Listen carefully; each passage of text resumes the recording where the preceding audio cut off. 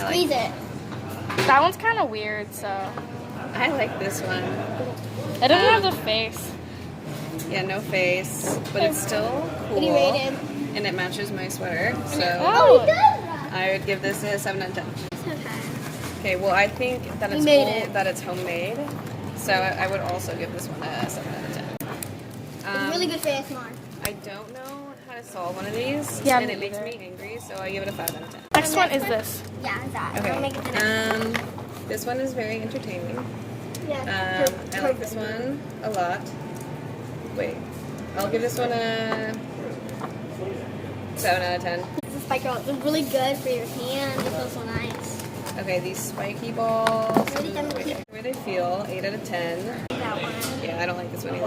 But it's great for if you're really Actually, mad. yeah, If kinda you're feels really mad. 10.